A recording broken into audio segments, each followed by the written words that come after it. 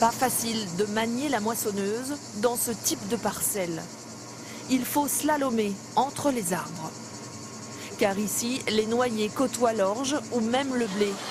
Une alliance qui fonctionne bien, c'est l'agroforesterie. Cette année, la récolte d'orge est même exceptionnelle. En termes de rendement, on a pratiquement les mêmes rendements qu'en plein champ, qu'en culture classique. Disons que l'intérêt est multiple. Parce qu'on récolte une culture céréalière, ici c'est de l'orge.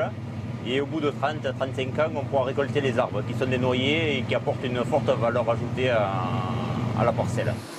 Un intérêt économique à long terme pour les agriculteurs, un intérêt environnemental aussi. Les chauves-souris et les insectes utiles sont revenus sur ces parcelles grâce aux arbres où ils peuvent se nicher. Chaque bande est considérée comme une haie avec sa propre faune et flore particulière. Et ça, c'est un plus pour les céréales? Ah oui, c'est un plus parce qu'il y a plein d'auxiliaires bénéfiques pour la culture. Donc ça permet quoi? D'éviter les traitements, voilà. Depuis leur plantation, il y a 20 ans, ces arbres au milieu des champs sont scrutés à la loupe. Je vais faire 4 scans pour cet arbre. Ouais. La quantité de bois et de feuillage analysée grâce à des images en 3 dimensions. Les deux cultures, bois et céréales, sont certes en compétition, mais une compétition bénéfique selon ce chercheur. Les cultures utilisent le soleil l'hiver quand les arbres n'ont pas de feuilles. Les arbres utilisent le soleil l'été quand la culture est récoltée. Et pour l'eau, pour les racines, c'est un peu pareil. On a bien montré dans ces parcelles que les céréales forcent les arbres à descendre en profondeur et donc à avoir des racines plus profondes que s'il n'y avait pas de culture. Autre avantage, l'engrais naturel créé par les feuilles qui tombent à l'automne. Elles deviennent de la nourriture pour le sol. Les racines profondes créent aussi un compost qui rend la terre plus fertile. Des céréales, mais aussi de la vigne, entre différentes sortes d'arbres. Une vingtaine d'essences sont testées dans ce domaine du Languedoc. Des arbres qui pourraient être un atout pour le vin dans le futur.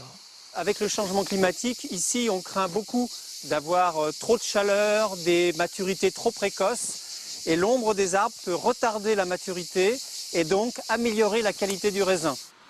Dans le Gard, Denis Flores cultive en agriculture bio toutes sortes de fruits et de légumes au milieu de ses noyers. Ses pieds de tomates produisent un peu moins qu'en plein soleil, mais il est gagnant car il fait des économies. Les tomates ne transpirent plus, enfin, transpirent beaucoup moins comme nous quand on est à l'ombre.